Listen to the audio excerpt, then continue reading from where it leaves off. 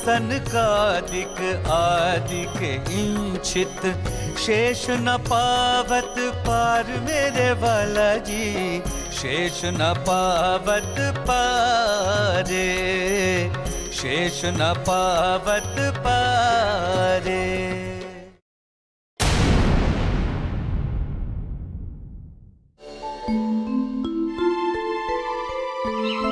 मैं कौन हूँ, कहाँ से आया हूँ, मेरा निज स्वरूप क्या है, सच्चिदानंद परब्रह्म कहाँ है, कैसा स्वरूप है उनका और उन्हें पाने का वास्तविक मार्ग क्या है।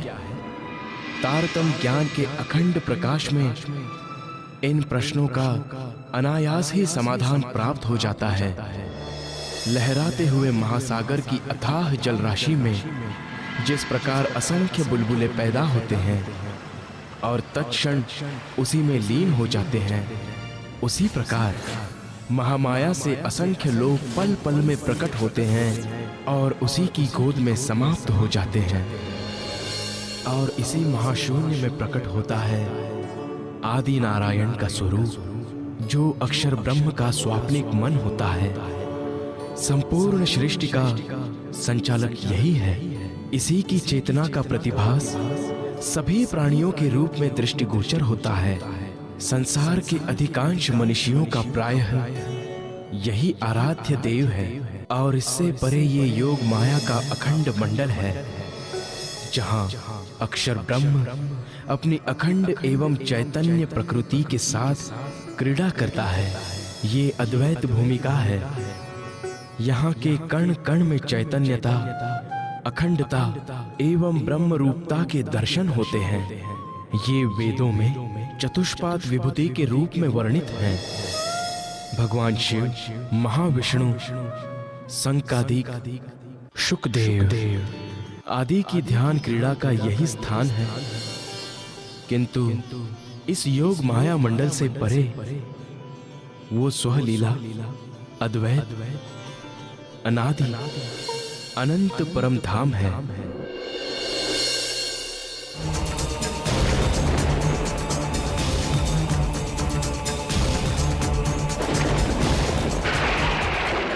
अन्य गुरुजनों के द्वारा धमकी दिए जाने की बात जब श्री प्राणनाथ जी को पता चलती है, तब वे गहरे चिंतन में डूब जाते हैं। वो ये सोचते हैं कि मैं तो जगत के कल्याण के लिए उन्हें ब्रह्म ज्ञान सुना रहा हूं और वे बलपूर्वक इस महान कार्य में बाधा डालने का प्रयास कर रहे हैं। उस समय उनके मुखारविंद से 4 कीर्तन अवतरित होते हैं। रेहो दुनिया बावरी, खोवत जन्म गंवार, चलियो जुग जाए रे सुध बिना, सुध बिना, सुध बिना। रेहो दुनिया को तू कहां पुकारे, रे मन भूलना महामत।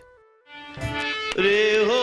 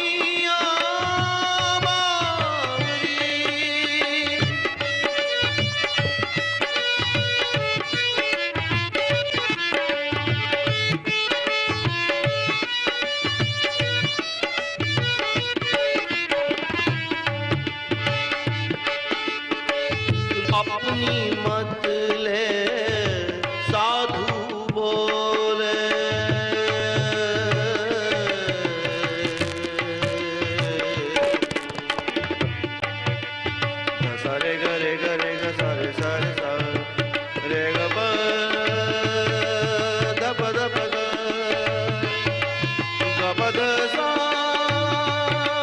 ग रे सा रे सा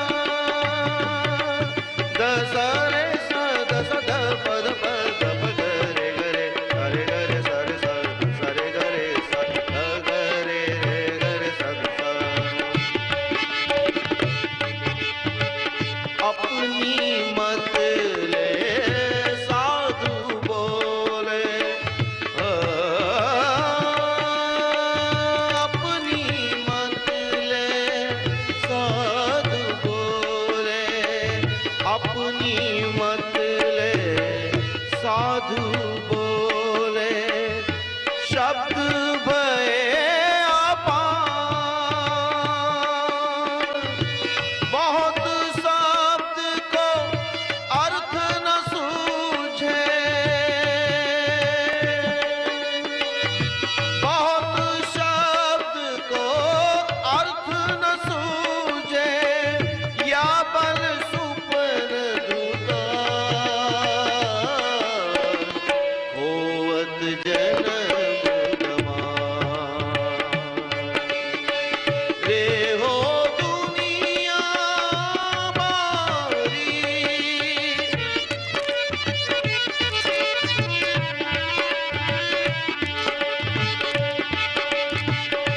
या मैं सतगुरु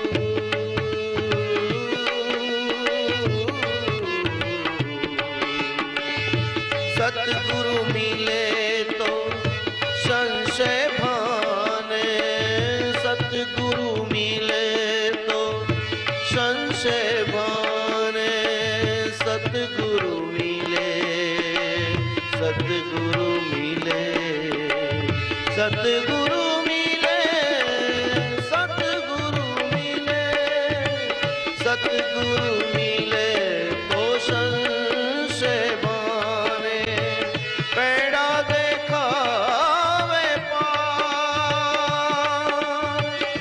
तब सकल शब्द को अर्थ उपजे, सब गम पड़े संसार, होवत जन्म गवार। रे हो दुनिया बारी।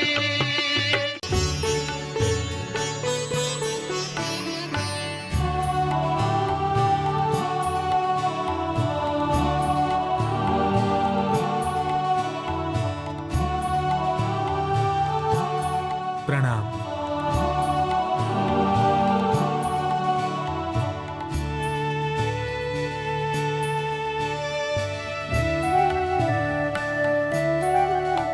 अज्ञानता के कारण मनुष्य का जीवन व्यर्थ ही बीता जा रहा है। वो सांसारिक सुखों की चाहनाओं में इतना डूबा हुआ है कि उसे ब्रह्मवाणी की पुकार सुनाई नहीं देती। स्वयं अक्षरातीत परब्रह्म तारतम ज्ञान लेकर जगत का कल्याण करने आए हैं, किंतु उसके हृदय में आत्म कल्याण की तड़प न होने से उसे ब्रह्म ज्ञान का महत्व भी समझ नहीं आता। ब्रह्म ज्ञान के नाम पर दुनिया में अनेकों ग्रंथों की रचना हो चुकी है, जिसमें से बहुत सी बातें लोगों को समझ में भी नहीं आ पाती। सामान्य मनुष्य तो सत्य असत्य का निर्णय करने में भी समर्थ नहीं है। ऐसी स्थिति में जगत का कल्याण हो तो कैसे हो? जिनके हृदय में आत्म कल्याण की तड़प हो, आत्म स्वरूप एवं पर ब्रह्म को जानने की जिज्ञासा हो, वो अखंड मोक्ष की प्राप्ति हेतु तारतम ज्ञान की शरण में आए। मुक्ति का मात्र यही मार्ग है। इसी में जगत का कल्याण है। हे प्राणनाथ जी, आज मुझे पूरा विश्वास हो गया है कि आप कोई साधारण मनुष्य नहीं हैं।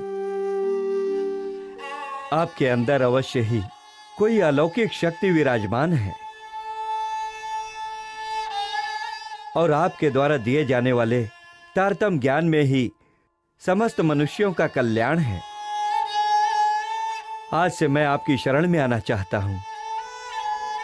कृपया मुझे अपनी शरण में ले लें। अवश्य महाव जी। आज से आप अक्षरातीत पर ब्रह्म श्री राज जी के शरण में हैं।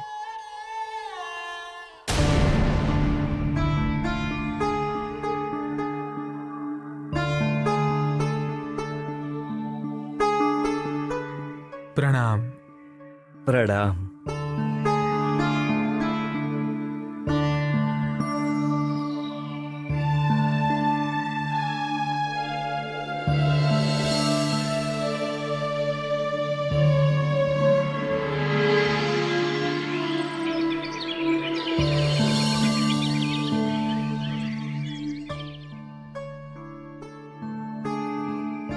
पर ब्रह्म की प्राप्ति के लिए शरणागति अति आवश्यक है, किंतु इसका ये अर्थ नहीं है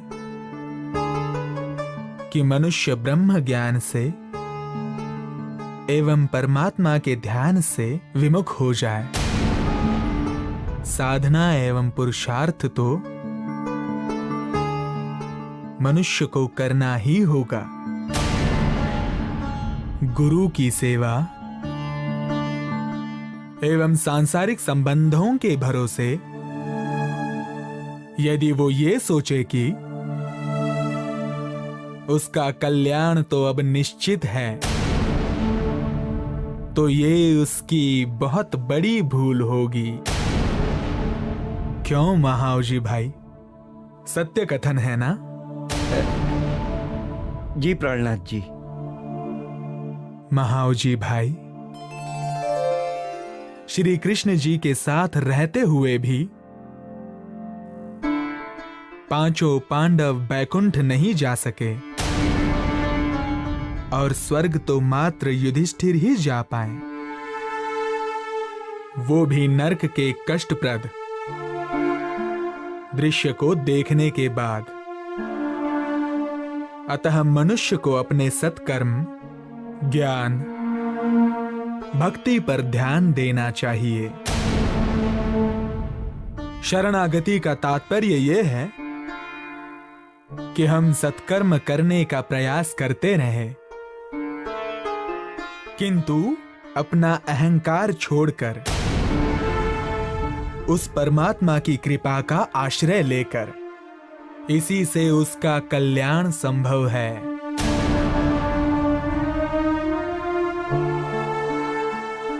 प्रणाम। प्रणाम।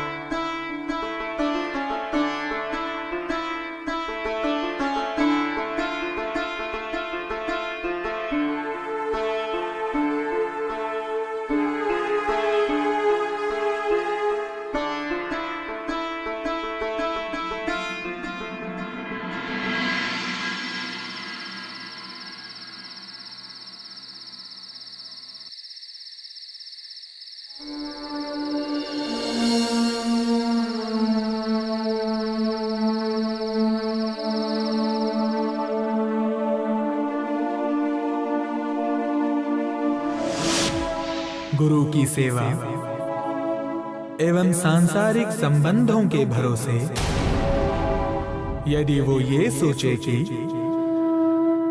उसका कल्याण तो अब निश्चित है, तो ये उसकी बहुत बड़ी भूल होगी। क्यों महावजी भाई, सत्य कथन है ना?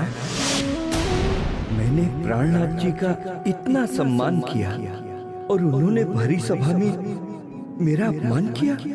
मैं आज घर नहीं जाऊंगा, यही दुकान पर ही सो जाऊंगा। पिताजी, घर चलें? बेटा, तुम घर चले जाओ। आज रात मैं यहीं सोऊंगा। जो आज्ञा पिताजी।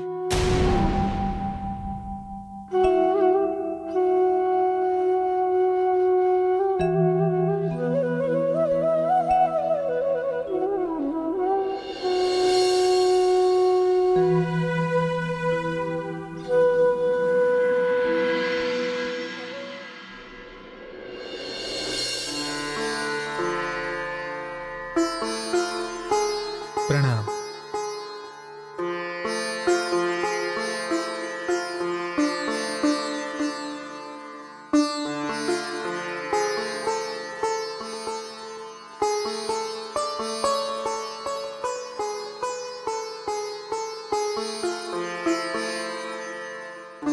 प्रणाम प्राणनाथ जी।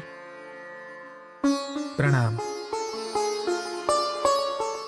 काहन जी बेटा, आपके पिताजी कहाँ हैं?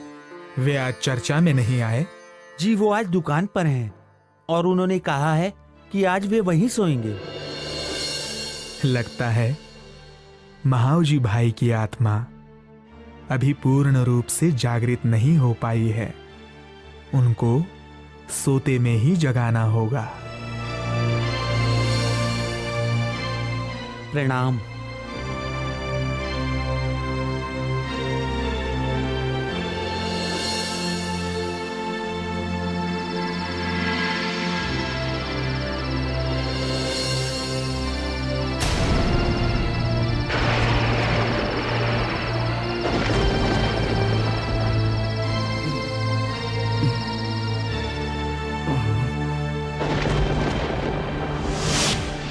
गुरु की सेवा एवं सांसारिक संबंधों के भरोसे यदि वो ये सोचे कि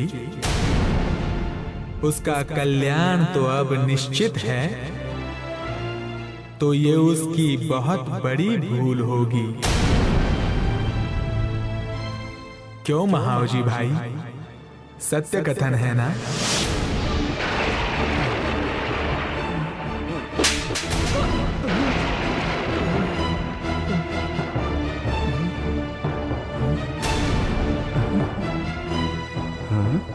ये मुझे किसने थप्पड़ मारा?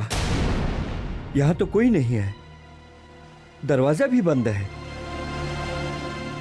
लगता है आज मैं प्राणनाथ जी से नाराज होकर घर नहीं गया। शायद इसी की सजा मिली है मुझे। मुझे अभी घर जाकर प्राणनाथ जी से क्षमा मांगनी होगी।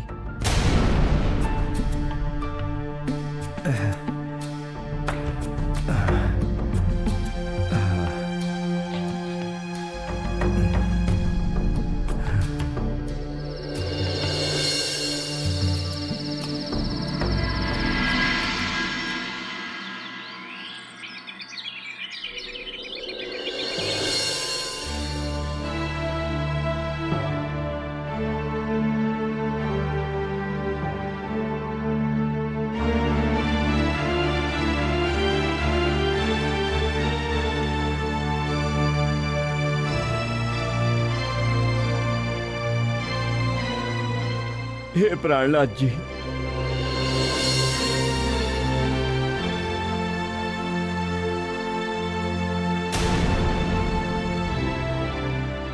मुझे क्षमा कर दीजिए।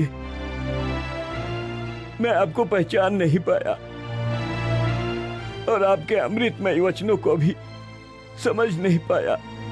कोई बात नहीं महावजी भाई, ये माया ही इतनी जोरावर है कि मनुष्य की बुद्धि पर अज्ञानता का पर्दा डाल देती है और सब कुछ भुला देती है।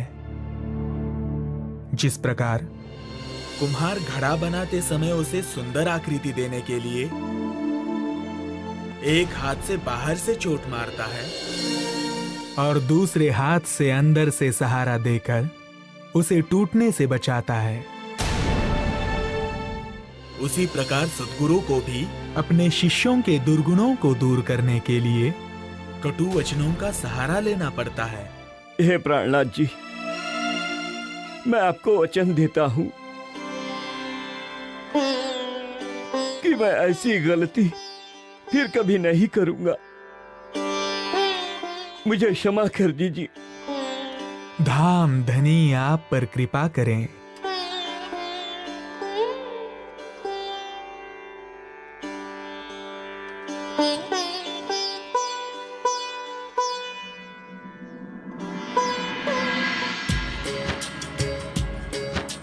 महाओ जी मन से करे प्रभु सेवा सत्कार,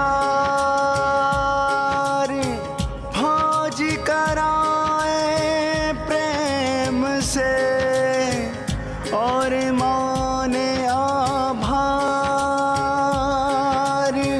प्रभु के वचन श्रवण करे लिए नयन में नीर, चरण दबाए नाथ के भूले जग की पीर, भूले जग की पीर।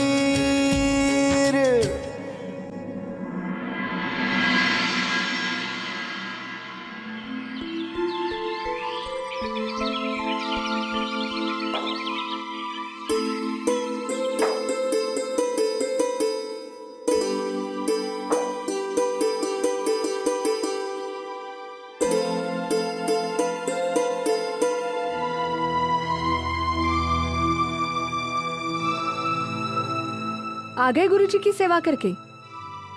आजकल तो जैसे महान भक्त बन गए हो तुम। आज बहुत गुस्से में दिख रही हो संतो, क्या बात है? तो और क्या करूं, देख रही हूँ जब से ये साधु यहाँ आया है तुमने अपना कारोबार चौपट कर दिया है। बस हर समय उनकी सेवा में लगे रहते हो। संतो, तुम्हारा इस तरह से बात करना उचित नहीं है। वे कोई साधु नहीं हैं। वे तो स्वयं हमारे प्राणों के नाथ अक्षरातीत पर ब्रह्म हैं, जो हमारी आत्मा को जगाने के लिए यहाँ आए हैं। अच्छा, तो अब ज्ञानी भी बन गए हो तुम। सिर्फ साधु के कपड़े ही पहनना बाकी है, वो भी पहन क्यों नहीं लेते? यदि बाबा ही बनना था तो मुझसे विवाह क्यों किया?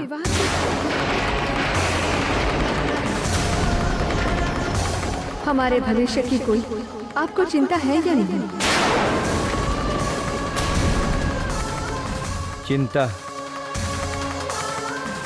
चिंता तुम उस प्राण प्रियतम अक्षरातीत पर छोड़ दो संतो। वो ही सबसे उत्तम सहारा है, वही सारे जगत के पालन करता है। मनुष्य तो अल्प सामर्थ्य वाला होता है, वो चाहे जितनी भी धन संपत्ति एकत्रित कर ले, लेकिन उसकी चिंता कभी दूर नहीं हो सकती। और जहां तक शादी की बात है तो सुनो, गृहस्थ आश्रम भौतिक सुख सुविधाओं के पीछे भागने के लिए और अधिक से अधिक धन संपत्ति इकट्ठा करने के लिए नहीं होता है, अपितु त्याग और संयम पूर्वक जीवन जीते हुए मनुष्य जीवन के परम लक्ष्य निजानंद की प्राप्ति की तरफ आगे बढ़ने के लिए होता है। एक सच्चे गृहस्थी का परम कर्तव्य है कि वो घर आए ज्ञानी संत जनों की सेवा करे, उनसे ज्ञान प्राप्त करे।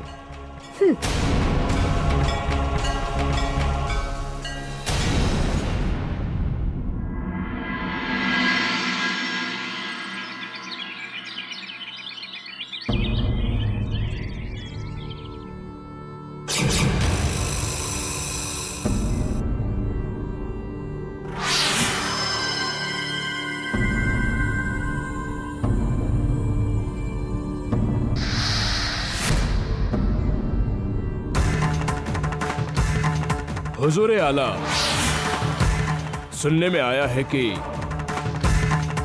दीव बंदर से एक महात्मा सब बंदियों को रिहा कराने आए हैं।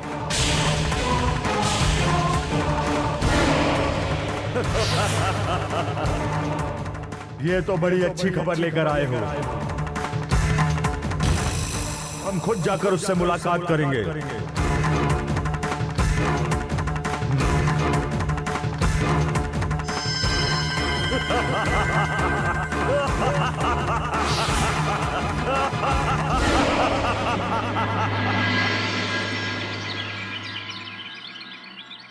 हे सुंदर साथ जी, मैं आज आप सबको परम धाम के उस अनन्य प्रेम के विषय में बताता हूं,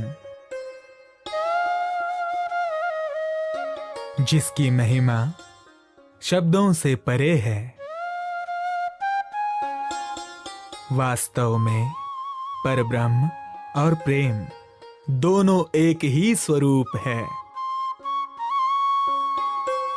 और दोनों ही संसार में नहीं है। उस अद्वैत प्रेम को किसी ने साकार रूपों में खोजने का प्रयास किया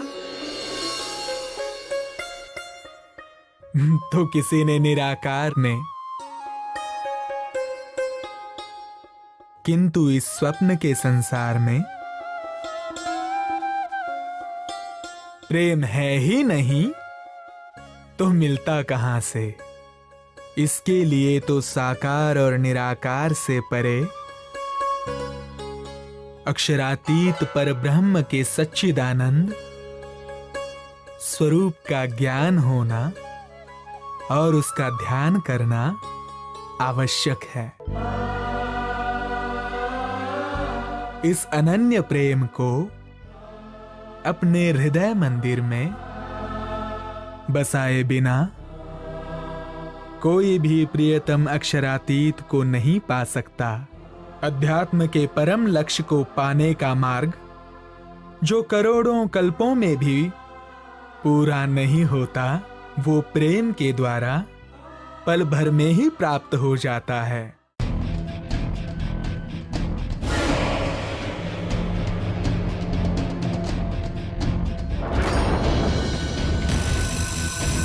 तो आप ही वो फकीर हैं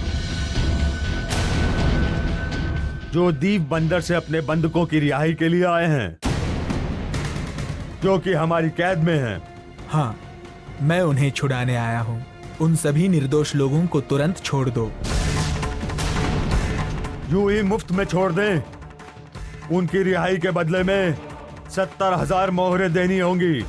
खुदा से कुछ डरो मेरे भाई। आखिरत के दिन तुम्हारा क्या अंजाम होगा, जरा ये भी सोचो। अभी तुम मेरी नहीं बल्कि बंद में पड़े अपने लोगों की सलामती की फिक्र करो। जब सबकी फिक्र करने वाला वो सारे संसार का मालिक है तो मुझे फिक्र करने की क्या जरूरत है। आप मुझे केवल इतना बताइए कि आप मुझे मोहरें देंगे या नहीं। जब सब कुछ खुदा के हवाले है तो फिर मोहरे भी वही देंगे। बस बहुत हुआ। मोहरे हो तो आकर बंधकों को छुड़ा लेना, वरना अंजाम अच्छा नहीं होगा।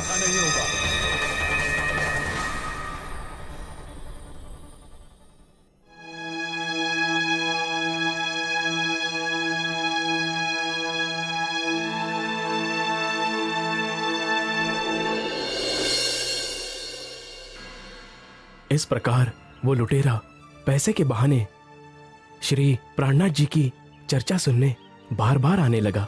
परमात्मा की कृपा से शीघ्र ही उसकी भी व्यवस्था हो गई।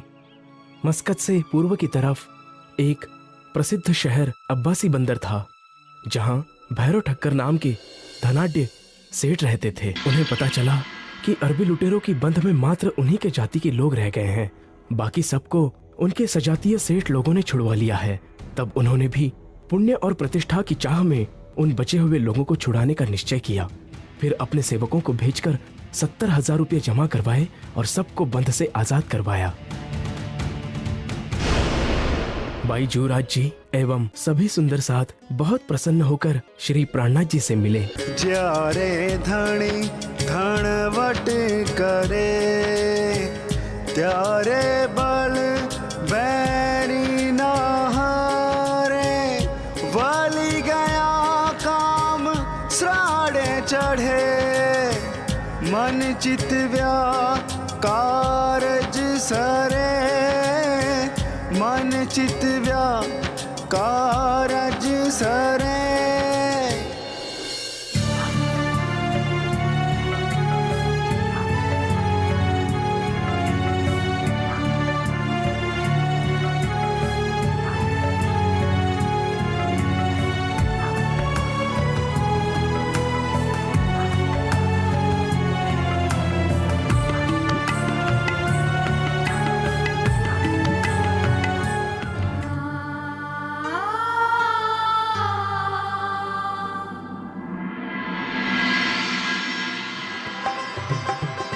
तब भैरव सेठ के आमंत्रण पर श्री प्राणनाथ जी सहित सभी सुंदर साथ अब्बासी बंदर पहुंचे।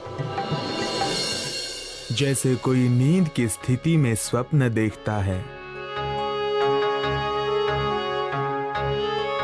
उसी प्रकार परमधाम की वे ब्रह्म प्रियाएं ब्रजमंडल में स्वयं को गोपियों के रूप में देखने लगी। जैसे ही उन्हें पता चला कि माता यशोदा के यहाँ पुत्र हुआ है, तब उनका हृदय आनंद से भर गया। वे सुंदर सुंदर वस्त्राभूषणों से और अंजन आदि से अपना श्रृंगार करती हैं और यशोदा जी के घर जाती हैं। उस बालक को जैसे ही देखती हैं, उस बाल स्वरूप में उन्हें प्रियतम परब्रह्म के किशोर स्वरूप के दर्शन होते हैं। उनकी आंखों से आंखें मिलते ही वे प्रेम में डूब जाती हैं। दुनिया की दृष्टि में वो बच्चा है, किंतु गोपियों की दृष्टि में वो उनके प्रियतम है। अब तक ये दुनिया इस रहस्य को नहीं जान सकी कि वे श्री कृष्ण, राधिका और गोपियां कौन थी। सबने उनके तनों को देखा, किंतु उनके अंदर बैठी शक्तियों को कोई पहचान नहीं सका कि ये तो परब्रह्म स्वयं अपनी आत्म स्वरूपा प्रियाओं के साथ लीला कर रहे हैं।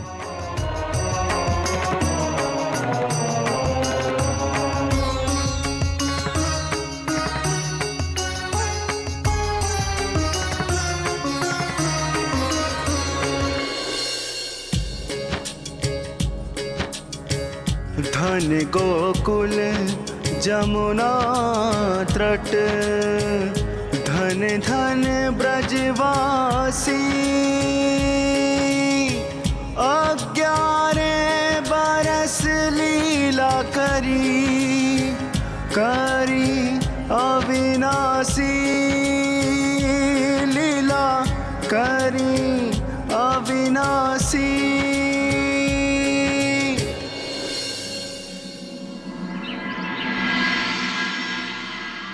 इस प्रकार अब्बासी बंदर में दिन रात ब्रह्मज्ञान चर्चा एवं कीर्तन होने लगा। शहर के बहुत से लोग चर्चा में आने लगे। उसी समय मुल्तान के रहने वाले 2 सत्संगी भाई श्री प्राणनाथ जी के पास आते हैं।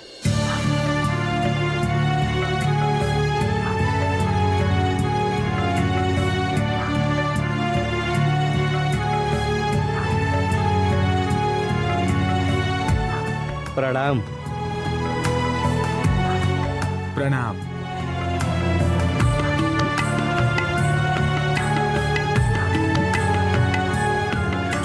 हे प्राणनाथ जी, ये सत्संगी भाई मुल्तान से आए हैं। जो आपसे अपने कुछ आध्यात्मिक प्रश्नों का समाधान चाहते हैं। अवश्य, आइए बैठिए।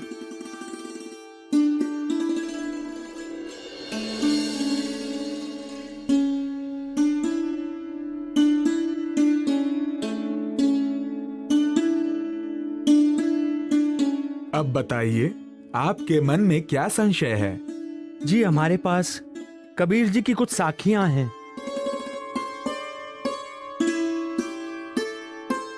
जिनके अर्थ हमें समझ में नहीं आते हैं। कृपया आप उनका अर्थ समझाने का कष्ट करें। अच्छा, बताइए वो साखियां क्या है? जी, साखी इस प्रकार है। हद चले सो मानवी, बेहद चले सो साध, हद बेहद दोनों तजे, ताको मतो अगाध। इस साखी में हद क्या है, बेहद क्या है और उससे भी आगे क्या है, स्पष्ट करने का कष्ट करें। अवश्य, ध्यान से सुनिए। अष्टावरण से युक्त 14 लोक, 7 शून्य आदि नारायण, मोह तत्व पर्यंत उत्पत्ति और लय को प्राप्त होने वाला ये संपूर्ण अक्षर जगत हद का ब्रह्मांड कहलाता है। साधारण मनुष्य को इसके आगे का ज्ञान न होने से इससे आगे नहीं जा पाता।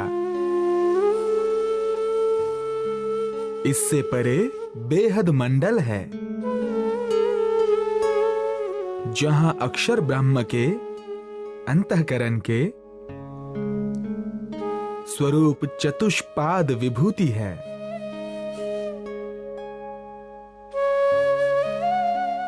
जिन्हें अव्याकृत ब्रह्म, सबलिक ब्रह्म, केवल ब्रह्म एवं सत स्वरूप ब्रह्म कहते हैं। वही अखंड ब्रज एवं अखंड रास लीला है, जिसके बारे में कबीर जी ने कहा है, जहां वन पर्वत नहीं संचरे, पक्षी उड़ नहीं जाए, सो वन ढूंढत मैं कबीरा। जहां कृष्ण चरावत गाय, उस बेहद मंडल से भी परे अक्षरातीत परब्रह्म का दिव्य परम धाम है, जिसका ज्ञान किसी विरले को ही हो पाता है।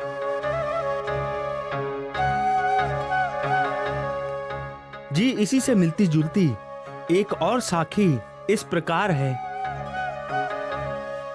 अक्षर लोक के ऊपर अक्षरातीत अनूप,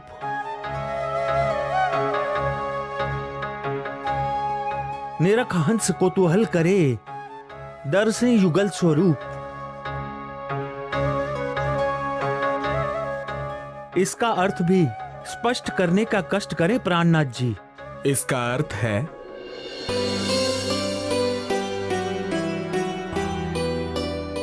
कि अक्षर ब्रह्म के बेहद मंडल से परे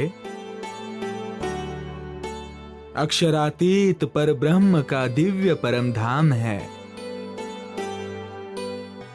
जहां पर ब्रह्म का दिव्य किशोर युगल स्वरूप विराजमान है। साथ ही उनकी अंग रूपा ब्रह्म प्रियाएं भी हैं, जिनके लिए कबीर जी ने अपनी एक साखी में अबला शब्द प्रयोग किया है। जा घर में अबला बसे, बहे प्रेम के पूर, दास कबीरा यों कहे, वह घर मुझसे दूर। उसी परम धाम एवं पर ब्रह्म के किशोर युगल स्वरूप का ध्यान करने में ही सारे जगत का कल्याण है। हे प्राणनाथ जी, आपके सानिध्य में आज ब्रह्म ज्ञान पाकर हम धन्य हुए। आपके चरणों में हमारा कोटि कोटि प्रणाम है। प्रणाम।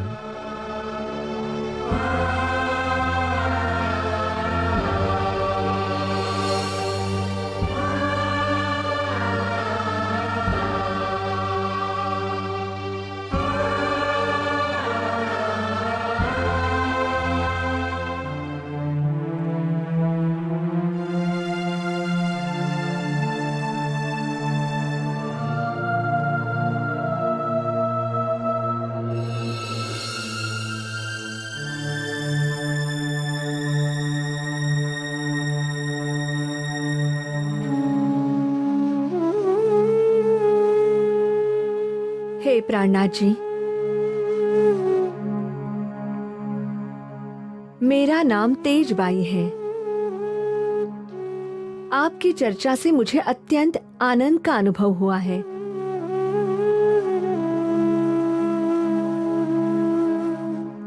कृपया आप मुझे अपनी शरण में ले लें और मेरी आत्मा का कल्याण करें। अवश्य तेजबाई, आप ज्ञान चर्चा में नियमित रूप से आइए। आपकी आत्मा निश्चित रूप से जागृत हो जाएगी।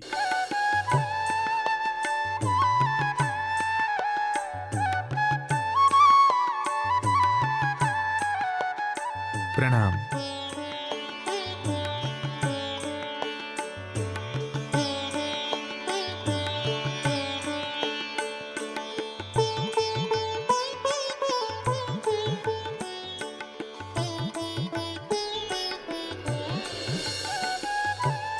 प्रणाम।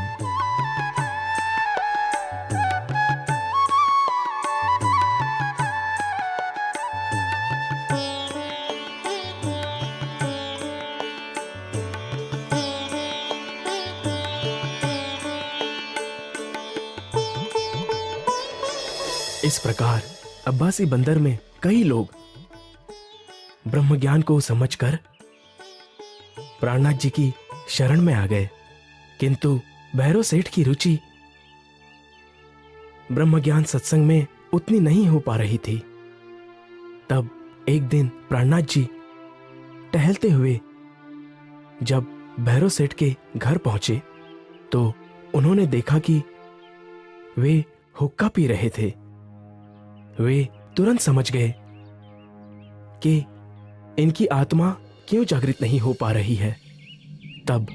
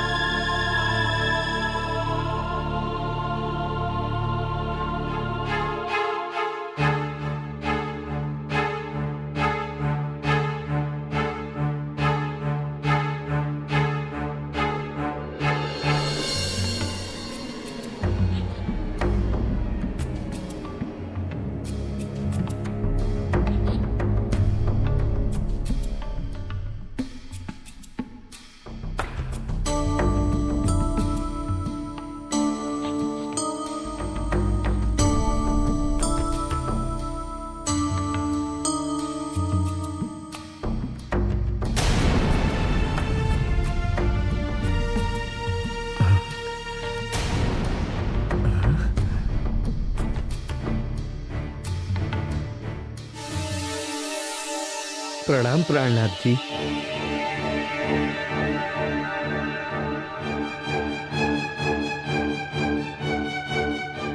यदि किसी चीज की आवश्यकता थी तो संदेशा भिजवा देते, मैं स्वयं आपकी सेवा में उपस्थित हो जाता। आइए विराजिए।